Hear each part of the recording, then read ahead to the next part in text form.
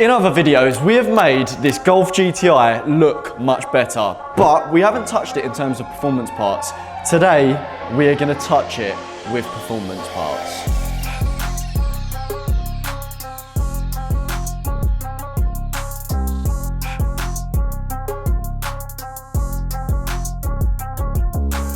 If you've been watching the channel, you know with this series, we've currently done quite a few parts to the car already. It has a Zero front splitter, Zero side skirts, AUTOID AU10 wheels, Zero rear diffuser, and a Zero spoiler. We've also lowered this car on airbag suspension. Also, the roof has just been wrapped by Motion as well in gloss black. Today, we're going to be taking the noise up a level because at the moment, it sounds like this. That sounds boring. We need to make this much louder, which we're going to be doing with a full Milltek catback exhaust and a ram air intake. Also, we're going to be making the car much faster with a TDI tuning box, which is plug and play. This is the Milltek catback non-resonated race system with polished tips, which look very, very nice. They're going to fill that hole at the back perfectly. And they're going to match the silver wheels. And they're going to match the silver wheels. And this is arguably one of the best intakes for the Golf. And it's a Ram Air Pro Ram intake, which is going to make the car go from factory. This car is 245 brake horsepower, and this plug and play piece of kit is going to take it over 300 brake horsepower with no other mods needed. And in another video, we're actually going to be putting this car to the test on a dyno to see if it actually makes more power with the TDI tuning box, because we've done a bit of testing on other cars and they tend to make more power than what TDI actually claim. So without further ado, let's get this car on the ramp and get started. I'm going to start with the exhaust. You might be wondering, why on earth is this bloke wearing a Christmas jumper? That's because today is Christmas jumper day at AUTOID, and I need to hurry up fitting these parts so I can do games and activities with my friends. So this should be nice and simple. Basically, we undo this clamp, drop that system off, build up that system, stick it on, jobs are good, and Just 4 bolts, right? 4 bolts, it's Christmas, let's have it. So I'm just having a quick look round. We're gonna undo that bracket there, undo the clamp, undo both of these 2 hanging brackets at the back. Bosh, exhaust is coming off. Merry Christmas.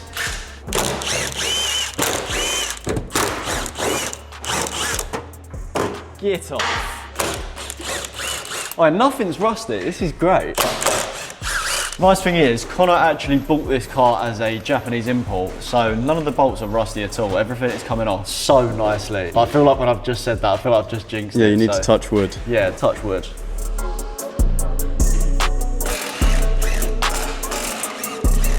Now the exhaust is coming down. I just brought my little friend to help me out. Thank you, Santa. He's actually that small as well. Santa needs to go on a diet because his BMI is off the Richter scale. Stock system's off, new Milltek system's all built up, ready to go back on the car. Right, let's get the new one on now, Connor. Let's go. Yeah, shimmy it in. Keep going. Yeah, that'll do. She's up. Clamp the rest on. Tips, jobs are good. Got a hat in the process. It's Christmas. It's coming along lovely though. It's actually going really smoothly. We're lowering it down and then we're going to line the tips up. Yeah, the reason why I've not done up any of the clamps or anything like that is because, as you see earlier, this system is fully modular. It means that everything's got movement. So we're going to get the tips on, have a look. If one tip's in the air and the other tip's on the floor, then we can angle it, do the clamps up, then get the tips level. Merry Christmas. Merry Christmas. Oh my God, Santa's actually just arrived as well. It's actually oh Santa. My God, I can't believe it. Santa's on the phone right now. Oh my God, Santa's so active. Why has Santa got the freshest crepes in the world as well? Precious. Santa looks like he wants to fit an exhaust with them shoes on. Santa's moonwalking.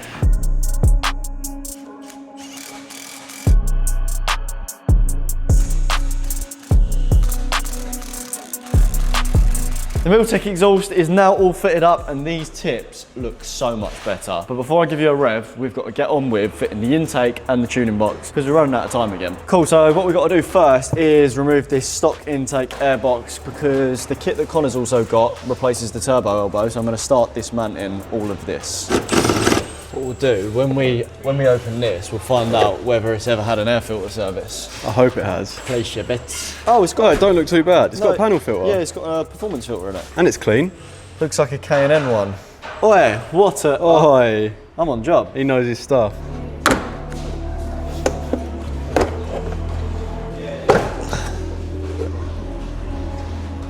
So now the airbox is out of the way, you can see we've got this lovely inlet hose which is hanging about. Down here, Connor, if you show them that, That turbo elbow is very restrictive. So Ram Air and quite a lot of other companies have designed bigger turbo inlets which allow more airflow straight into the turbo, and that's where you actually notice a difference when you're actually fitting an intake, because it basically comes on power a little bit quicker.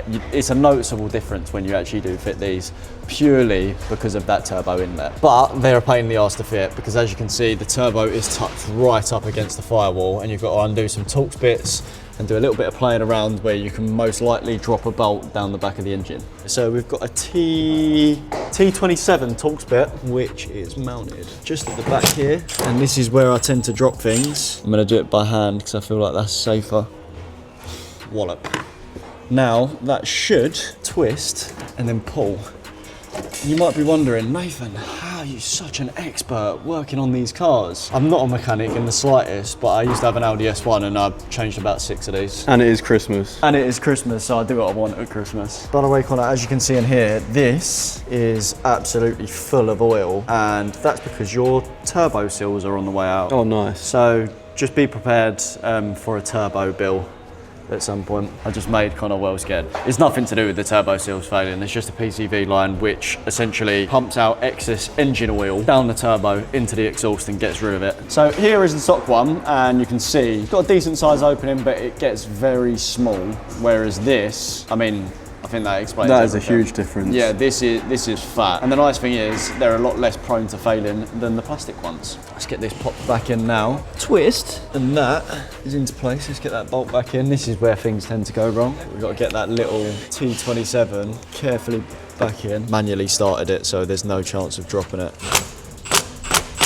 And then we're just going to be clipping the PCV back on. This is the bit I was talking about earlier. So this basically vents engine oil into the turbo area, turbo intake. It all fits lovely though, this stuff. It's a lot better than like the original stuff I had when I was first fitting my S1. Before, everything was well tight and proper crack to get to, but this is easy. I think before we go any further in terms of fitting the intake, now everything is out of the way, let's get the tuning box on. This is the main box which basically forces the boost sensors to produce a little bit more boost. And to do so, we've now got to tap into 2 of the car's main boost sensors. One of them is really easy. This is the B2 sensor. Super easy to do, so I'll get that plugged in now. And then the other one we've got to get underneath the car access to, plug that out, plug this in, and then we'll hide that box somewhere in the car somewhere, and we've got more power. More power, baby. More power, baby. So that's the B2 sensor plugged in, and what you can see that we've done now is we've basically bridged the gap between the sensor, so we can now force a new reading to that sensor. Now we've got to do the B2 sensor, so let's get the car back in the air and plug this bad boy in. Gonna get the under tray slid off now, and that will give us access. So the B1 boost sensor is just here on the actual boost pipe, so I'm gonna get that popped off now, and then we'll do the exact same thing where we piggyback onto that sensor. That one is popped out,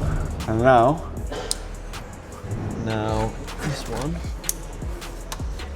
Job's a good one. What I'll do now is pop the under tray back on, and then we can tidy up all the cabling at the top. Just getting this connected, and then we'll find a home for this. Let's stick that. You done that.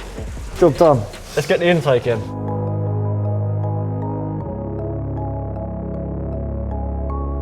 I've just finished up building up the heat shield for the Ram Air intake, and now these little push rubbers are going to clip straight into the factory mounting points. I'm going to get that popped in now.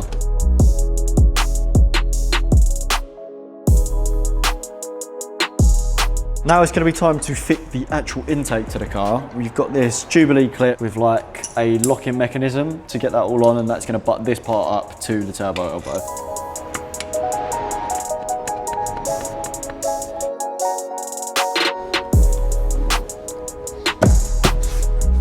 All of the parts on the GTI have now been installed. We're going to give you a quick rev test so you can hear what it sounds like. Then Connor's going to take it for a drive and show you his faults.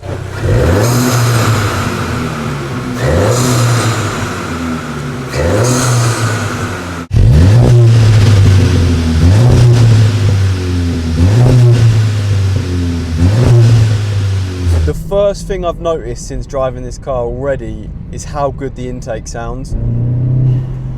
I don't know how well the mic's picking that up, but that intake, that sounds unreal. The exhaust just has a nicer, deeper tone than the stock exhaust. It's not crazy loud, but it still sounds really good. And the tuning box has actually made a massive difference. Although it's only technically like a stage 1 map where we've gained 50 horsepower, it feels a lot quicker. It feels like the throttle's more responsive, like there's less delay, less turbo lag. It feels like, it genuinely feels really nice. It feels like it's at the perfect level of power where the car can still put the power down. You get a little bit of wheel spin here and there, like much more than this, and the car's just going to be pretty undrivable. This feels like a really nice level of power, and the fact the box is just plug and play, it's kind of crazy. A little bit of spin, but then it hooks up and it just takes off.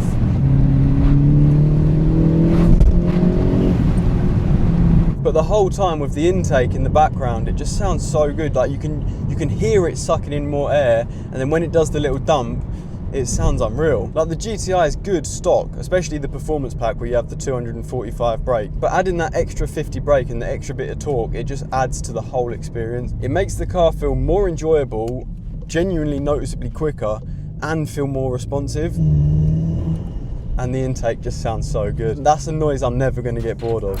We're not finished with the GTI because we've got quite a few more plans for this car, but let us know down in the comments what you would do to this car. If you're looking at your car at the moment and thinking, oh, that looks a little bit standard, then head over to the AUTOID website now, and on that you'll find a shop by car feature. Find your car and you're going to find loads of parts available to take your car up a level. Use code YouTube5 and you're going to get a discount off of your order. If you've enjoyed this video, make sure you hit the subscribe button and have a lovely Christmas and a great new year. Catch you next Sunday.